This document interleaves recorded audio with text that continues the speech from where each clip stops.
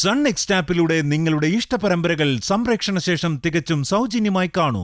ഉടൻ sun next app download ചെയ്യൂ. മീര, മീര.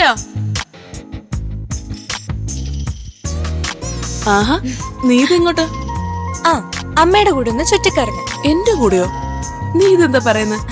അയ്യോ, ഈ അമ്മയല്ല, എന്റെ രാധിക അമ്മയുടെ കൂടെ. ഓ, രാധികേച്ചിയുടെ സൈക്കിളും കൊണ്ട് കറങ്ങാൻ, അത് പറ. എന്നാ കഴിച്ചിട്ട് പോ. എനിക്കിപ്പോ വേണ്ട അമ്മ. ഇപ്പഴല്ലാതെ പിന്നെ എപ്പോഴാ ഊണ് കഴിക്കുന്നേ? കഴിച്ചിട്ട് പോയാ മതി. വാ അമ്മ പ്ലീസ്. ഞാൻ ഒത്തിരി എക്സൈറ്റഡ് ആയിട്ട് സൈക്കിള് ചവിട്ടാൻ ഇറങ്ങിയതാ. എനിക്കിപ്പോ വിശക്കുന്നില്ല, അതുകൊണ്ടാ. ഇത്തിരി നേരം സൈക്കിള് ചവിട്ടിയിട്ട് ഞാൻ വന്ന് കഴിച്ചോളാം. ഒന്ന് സമ്മതിക്കമ്മേ, എന്റെ പൊന്നും കൂടെ അല്ലേ. ശരി ശരി, 10 മിനിറ്റില് വരണം. സമ്മതിച്ചോ? ശരി, സമ്മതിച്ചു. നീ വന്നിട്ട് ഞാൻ കഴിക്കൂ. അയ്യോ, അത് പറ്റില്ല. അമ്മ കഴിച്ചോ, വെറുതെ കാത്തിരിക്കണ്ട.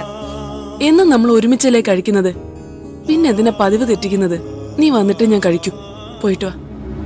ഇന്നത്തോടെ ഒരുമിച്ചുള്ള കഴിപ്പ് ഞാൻ നിർത്തിത്തരാം. എന്റെ സുന്ദരി മീരമോളെ, എങ്ങോട്ടാ ഈ തുള്ളിക്കളിച്ച് ഓടിപ്പോന്നേ? സൈക്കിൾ ഓടിക്ക്. ചോറുണ്ടാതെയോ? കൊള്ളാലോ. മോള് വന്നേ, കഴിച്ചിട്ട് പോവാ. അല്ല ചിറ്റേ. അല്ല അമ്മേ, എനിക്കിപ്പോ വിശപ്പില്ലാത്തോണ്ടാ. ഞാനൊരു ഇത്തിരി നേരം പോയിട്ട്. നീ ഒന്നും പറയണ്ട, അമ്മമാര് പറഞ്ഞ മക്കളെ അനുസരിച്ചേ പറ്റൂ. ഇങ്ങ് വന്നേ. അമ്മ കഴിച്ചിട്ട് വേണ്ടാത്തോണ്ടാ. അയ്യോ വേണ്ട അമ്മേ, എനിക്ക് വേണ്ട ഇപ്പോ. മോൾ ഇവിടെ ഇരുന്നേ. വേണ്ടാത്തോണ്ടാ അമ്മേ. ഇരിക്കും മോളെ. പ്രായപൂർത്തിയായ പെൺകുട്ടികള് നേരത്തും കാലത്തും ഭക്ഷണം കഴിച്ചില്ലെങ്കിലേ വല്ല ആരോഗ്യ പ്രശ്നങ്ങളും ഉണ്ടാവും. ഒന്നാമതേ കഴിക്കുന്നത് ഒരു പിടി, അതും അല്ലാതെ വെയിലത്ത് സൈക്കിൾ ഓട്ടിക്കാൻ പോകുന്നു. ചോദിക്കാനും പറയാനും ആരും ഇല്ലാത്തതിന്റെ കുഴപ്പാ നിനക്ക്. അയ്യോ അമ്മേ, ഞാൻ കഴിച്ചോളാം. അമ്മ എന്തിനാ വെറുതെ ബുദ്ധിമുട്ടുന്നേ? എന്ത് ബുദ്ധിമുട്ട്? കൊള്ളാം, മക്കൾക്ക് ഇങ്ങനെ ചോറ് വാരി ഉരുട്ടിയെടുത്ത് ഊട്ടുമ്പോഴേ അമ്മമാർക്ക് കിട്ടുന്ന സന്തോഷം ഉണ്ടല്ലോ, അത് എന്നെങ്കിലും നീ ഒരു അമ്മയാവുമ്പോഴേ അറിയുള്ളൂ. ആ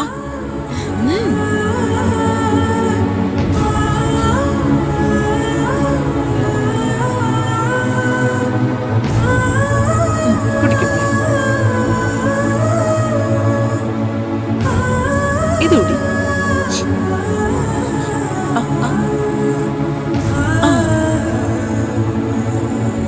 ഇതൂടി കഴിക്കാം. അയ്യോ, എന്റെ വയറ് ഇപ്പൊ പൊട്ടും. ഇനി സൈക്കിള് ചവിട്ടാനോ ചുറ്റിക്കറങ്ങാനോ എവിടെയെന്ന് വെച്ചാ പൊയ്ക്കോ. അപ്പോഴേക്ക് ഈ കഴിച്ചതൊക്കെ ദഹിച്ചോളും. താങ്ക്സ് അമ്മ.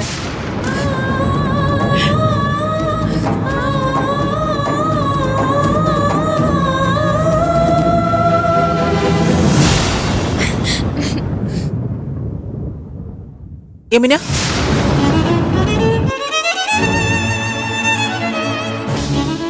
ഞാൻ പറഞ്ഞപ്പോ മീരമോൾ അനുസരണയോടെ ഊണ് കഴിച്ചത് കണ്ടോ? അത് ഞാൻ അവളെ നിർബന്ധിക്കാത്തത് കൊണ്ടാ രാജേശ്വരി. അതെ, അങ്ങനെ നിർബന്ധിക്കേണ്ട കാര്യമൊന്നും നിനക്കില്ലല്ലോ. അതെന്താ അങ്ങനെ പറഞ്ഞത്? എന്നും അവളുടെ ആഗ്രഹങ്ങൾക്കൊത്ത് ഞാൻ നിന്നിട്ടുള്ളൂ, അതുകൊണ്ടാ ഞാൻ നിർബന്ധിക്കാത്തത്. കുട്ടികളുടെ ഇഷ്ടങ്ങളും താല്പര്യങ്ങളും ചിലപ്പോ അവർക്ക് ദോഷം ചെയ്യുന്നതാവും. അത് മനസ്സിലാക്കി അവരെ തിരുത്തുന്നതിന് പകരം കൂട്ടു നിൽക്കുകയാണോ വേണ്ടത്? ഒരു അമ്മ അതല്ല ചെയ്യേണ്ടത്. മീര ഊണ് കഴിക്കാതെ സൈക്കിളും കൊണ്ട് വെയിലത്ത് കറങ്ങാൻ പോട്ടെ എന്ന് ചോദിക്കുമ്പോ ആയിക്കോട്ടെ എന്ന് അനുവദിക്കാൻ എനിക്കാവില്ല യമുന. നിനക്കതിന് കഴിഞ്ഞത് അവള് നിന്റെ ചോരയല്ലാത്തതുകൊണ്ടാ.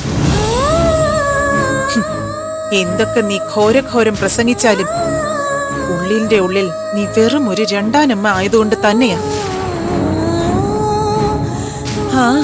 സാരമില്ല, ഇനി എന്തായാലും ഞാനിവിടെ ഉണ്ടല്ലോ. എന്റെ മോളുടെ കാര്യങ്ങൾ ഞാൻ ശ്രദ്ധിച്ചോളാം.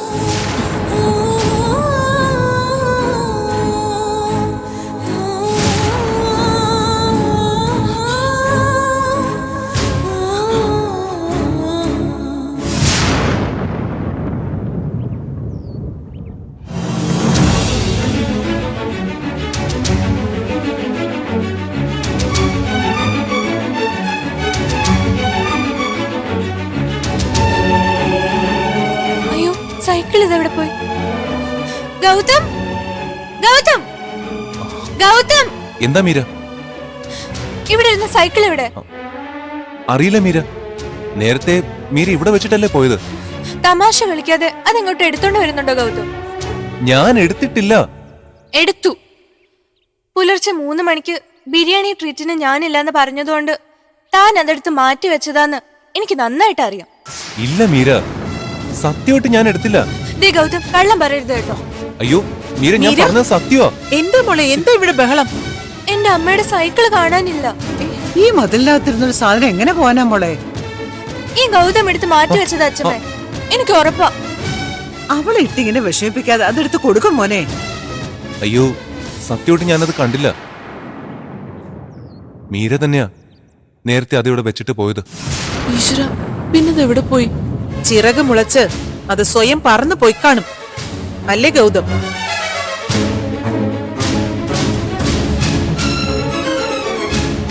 അധികം തമാശയൊന്നും വേണ്ട.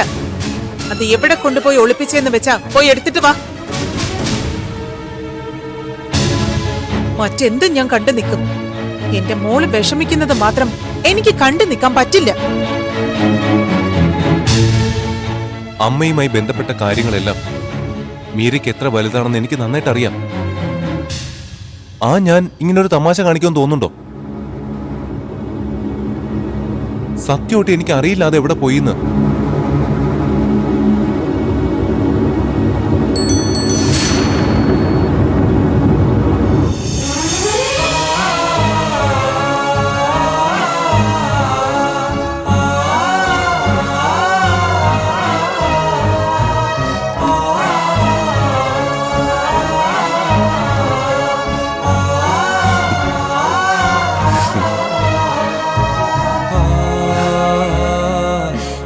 അമ്മ അച്ഛന്റെ കൂടെ പോയതായിരുന്നു.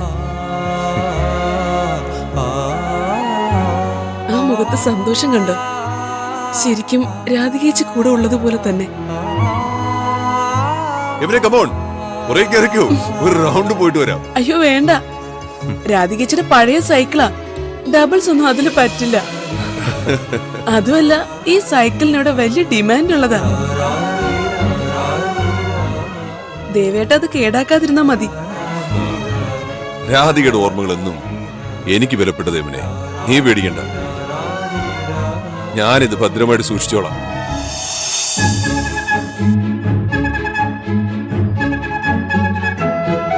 Gautam,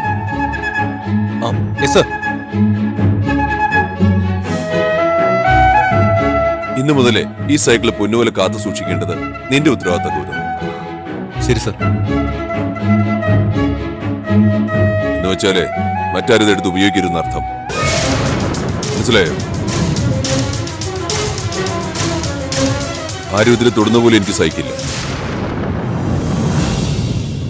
keep it safe.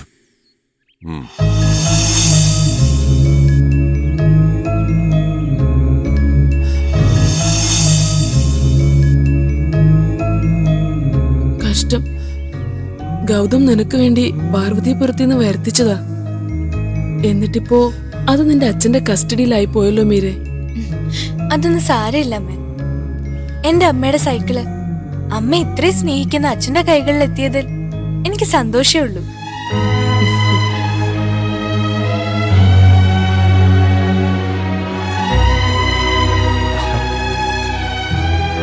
Meera, I am really surprised. പണ്ടായിരുന്നെങ്കിൽ തന്റെ കണ്ണു നിറയേണ്ട സമയം എപ്പോഴേ കഴിഞ്ഞു. ഇല്ല ഗൗതം, ഞാൻ പറഞ്ഞില്ലേ, ഓരോ ദിവസവും എന്റെ കാദംബരി മുത്തശ്ശിയുടെ അനുഗ്രഹം പോലെ അച്ഛനോട് ഞാൻ കൂടുതൽ അടുക്കുന്നുണ്ട്. ആകാശത്ത് തിളങ്ങുന്ന ചന്ദ്രനിലേക്ക് എത്താൻ ഇങ്ങ് താഴെ ഭൂമിയിൽ നിന്ന് ഒരു പടി കയറുന്ന പോലെ ഉള്ളൂ അതെന്ന് എനിക്കറിയാം. എങ്കിലും അത്രേ ആയല്ലോ. അതെന്താ താൻ അങ്ങനെ പറഞ്ഞത്? പണ്ടൊക്കെ അച്ഛന്റെ മുന്നിൽ വന്ന് നിൽക്കാനോ ആ മുഖത്തേക്കൊന്ന് നോക്കാനോ പോലും എനിക്ക് അനുവാദമില്ലായിരുന്നു. ഇപ്പൊ അങ്ങനെയൊന്നും അല്ല. വെറുപ്പേറ്റ് വാങ്ങാനാണെങ്കിലും എനിക്ക് ആ മുഖത്തേക്ക് നോക്കാൻ കഴിയുന്നുണ്ട്. ശകാരിക്കാനാണെങ്കിലും അച്ഛൻ എന്നെ നോക്കുന്നുണ്ട്. ഇങ്ങനെ മുന്നിൽ വന്ന് നിൽക്കാനെങ്കിലും കഴിയുന്നുണ്ടല്ലോ. അധികം താമസിക്കാതെ ആ മുഖത്ത് എന്നോടുള്ള സ്നേഹവും കാണും. അങ്ങനെയാണെങ്കിൽ അധികം വൈകാതെ നമ്മുടെ കല്യാണം നടക്കും. ഓ, എന്ത് പറഞ്ഞാലും ഈ ഗൗതം. ആ, അത് എന്റെ ആഗ്രഹമല്ല, മരിച്ചുപോയ കാദംബരി മുത്തശ്ശിയുടെ ആഗ്രഹം. അത് നമുക്ക് നടത്തി കൊടുത്തേ പറ്റൂ. ഉം. അതെ, ആ, ബിരിയാണി മറക്കരുത്. 3 o'clock AM.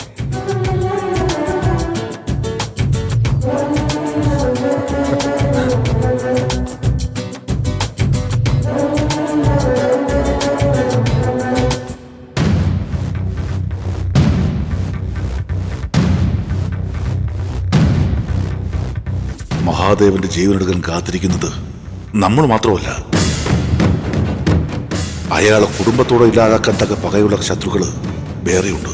ഏറ്റവും നല്ല തമാശ, അതും കൊച്ചമ്മയെ പോലൊരു പെണ്ണു തന്നെയാണ്. സ്വപ്ന എന്നാ പേര് പറഞ്ഞേ.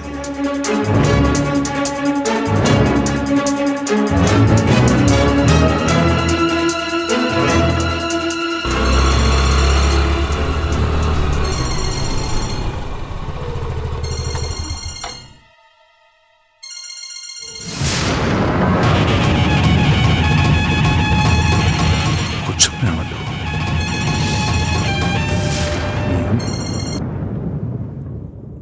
ഹലോ കൊച്ചമ്മ.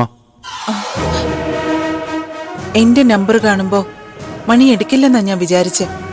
കൊച്ചമ്മ ഇനി ഒരിക്കലും എന്നെ വിളിക്കില്ലെന്നാ ഞാനും വിചാരിച്ചത്. അന്ന് ഞാൻ കാദംബരി അമ്മയോട് കാര്യങ്ങളൊക്കെ തുറന്നു പറഞ്ഞതിന് കൊച്ചമ്മയെ അങ്ങോട്ട് വിളിച്ച് മാപ്പ് പറയണമെന്നുണ്ടായിരുന്നു. പക്ഷെ ധൈര്യമില്ലായിരുന്നു. അത്രയും കാലം കൂടെ നിന്നിട്ടും കൊച്ചമ്മ എന്നെ തള്ളിപ്പറത്തിന്റെ വിഷമത്തിലാ അന്ന് ഞാൻ അങ്ങനെയൊക്കെ പ്രവർത്തിച്ചു പോയത്. കൊച്ചമ്മ എനിക്ക് മാപ്പ് തരണം, മനസ്സോടെ പൊറുക്കണം. പോട്ടെ, അന്ന് നീ എന്നെ ഒറ്റിയത് മറ്റാരോടും അല്ലല്ലോ, എന്റെ സ്വന്തം അമ്മയോട് തന്നെയല്ലേ. ഞാൻ പുറത്തിരിക്കുന്നു. പോരെങ്കിൽ എന്നോട് ചെയ്ത തെറ്റിന് പ്രായശ്ചിത്തം ചെയ്യാനൊരു അവസരം കൂടി നിനക്ക് നൽകാമെന്ന് ഞാൻ തീരുമാനിച്ചു. ഞാൻ എന്തും ചെയ്യാം കൊച്ചമ്മ. ഒരു ചെറിയ സഹായം ചെയ്യണം. പറയണം കൊച്ചമ്മ. അന്ന് നീ മഹാദേവനോടൊപ്പം ഇവിടെ വന്നപ്പോ അയാളുടെ ഒരു ശത്രുവിന്റെ കാര്യം നീ പറഞ്ഞിരുന്നില്ലേ? ഒരു സ്ത്രീയെ പറ്റിയായിരുന്നു പറഞ്ഞത്. നമ്മുടെ ഓഫീസിൽ സ്വപ്നയ്ക്ക് വേണ്ടി സ്പൈ വർക്ക് ചെയ്യുന്ന 1-2 പേരുണ്ട് സാർ. അതെ, സ്വപ്ന. ആ, സ്വപ്ന പത്മനാഭൻ എന്ന അവരുടെ പേര്. എന്താ കൊച്ചമ്മ? സ്വപ്ന എന്ന് പറയുന്ന സ്ത്രീക്ക് മഹാദേവനോട് എന്തിനാണ് ശത്രുത എന്ന് എനിക്കറിയണം. അതൊക്കെ ഞാൻ അന്വേഷിച്ചു കണ്ടെടുത്ത് തരാം. കൊച്ചമ്മ സമാധാനമായിട്ടിരിക്കെ.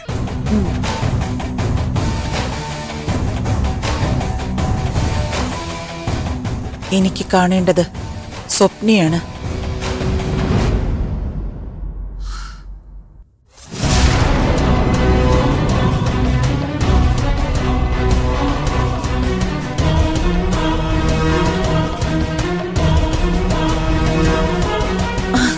മോളോ? എന്താ മോൾ ഇങ്ങനെ നോക്കുന്നത്? സ്വപ്ന എങ്ങനെ അറിയാം? സ്വപ്നയോ? ഏത് സ്വപ്ന?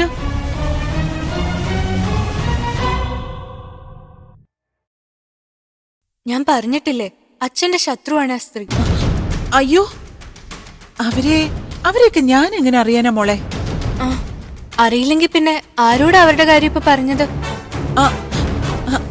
അവരുടെ കാര്യോ? ഏയ്, ഞാൻ പറഞ്ഞത് വേറൊരാളുടെ കാര്യം മോളെ. അല്ല, സ്വപ്ന എന്ന് പറയുന്നത് ഞാൻ വ്യക്തമായി കേട്ടതാ. ആ അതെ, അങ്ങനെ തന്നെയാ പറഞ്ഞത്. പക്ഷേ അത് മോള് കരുതുന്ന സ്വപ്നം അല്ലെന്നേ ഉള്ളൂ. അമ്മ സംസാരിച്ചതേ വേറൊരു സ്വപ്നയോടാ മോളെ. അങ്ങ് പാർവതിപുരത്ത് നമ്മുടെ ഗ്രാമത്തിലുള്ള സ്ത്രീയാ. സ്വപ്നലത എന്ന മുഴുവൻ പേര്. മോളുടെ അമ്മയുടെയും എന്റെയൊക്കെ പഴയ കൂട്ടുകാരിയായിരുന്നു.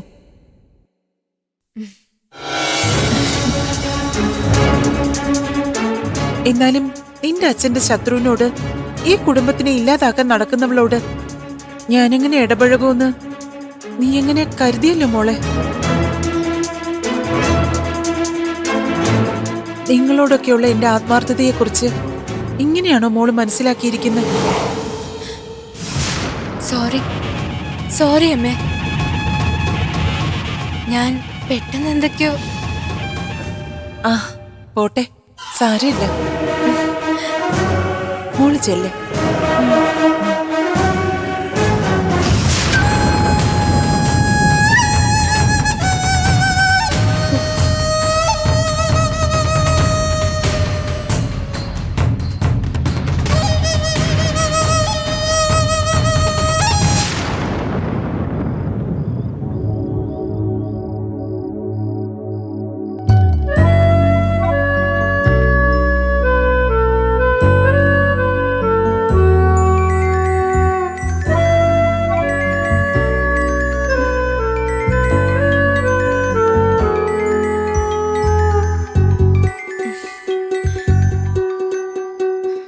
ഗൗതം.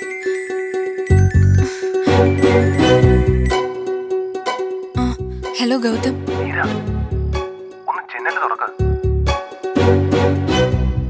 എന്താ പറ്റി? ഒരു അത്യാവശ്യ കാര്യമാ, തുറക്ക് പ്ലീസ് മീര, ഒന്ന് തുറക്ക്.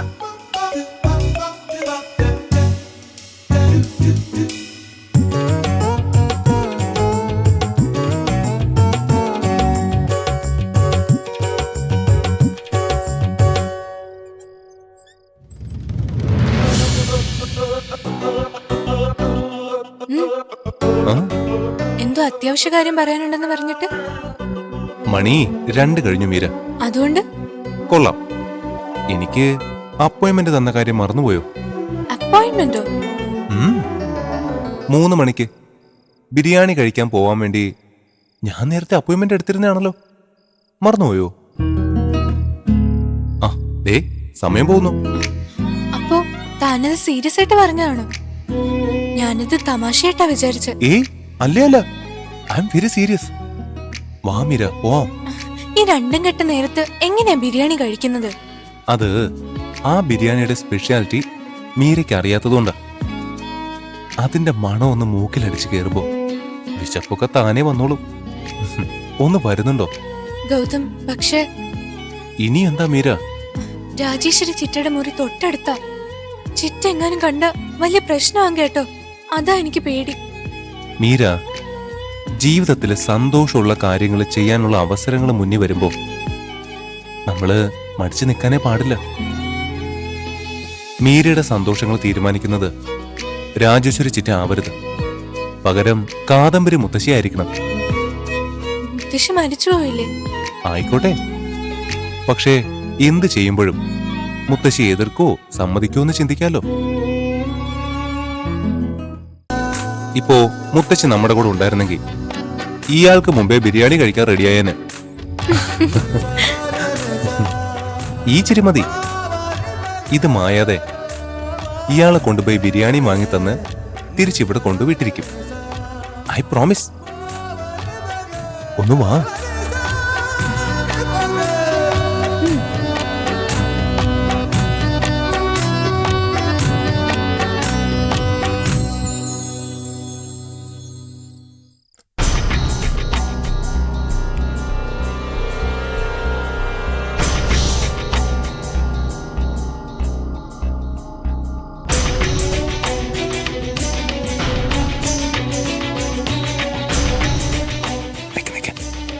ഞാൻ പോയി നോക്കിട്ട് വരാം.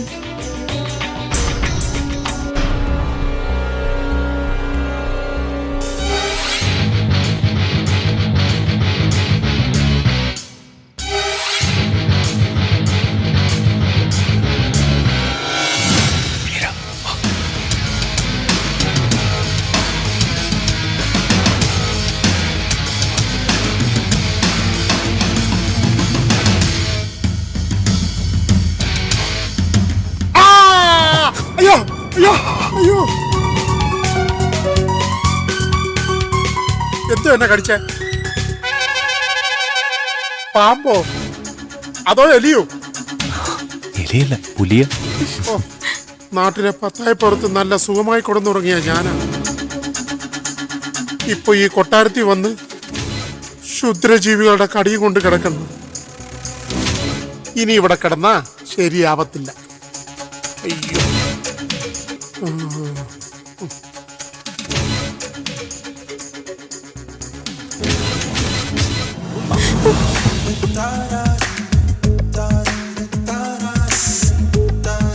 അല്ലെങ്കിൽ വേണ്ട, ഇങ്ങോട്ട് പോ.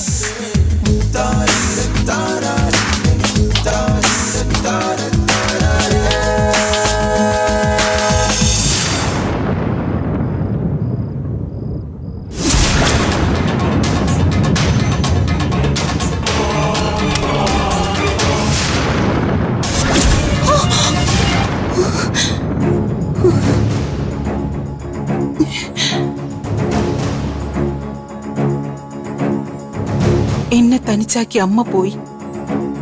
ഇനി ഈ ലോകത്ത് എനിക്ക് ബന്ധുവായി മീര മാത്രമേ ഉള്ളൂ. എന്റെ രാധികേച്ചിയുടെ മോളാ മീര. ഇനി അവൾ എന്റെ മോള, എന്റെ മോള്.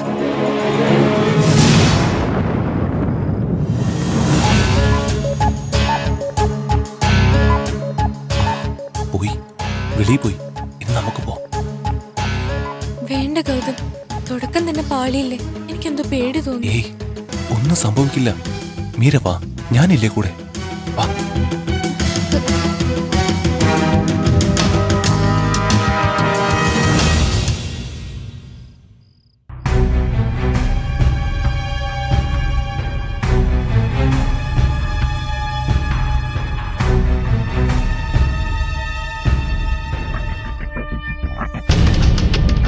മീര,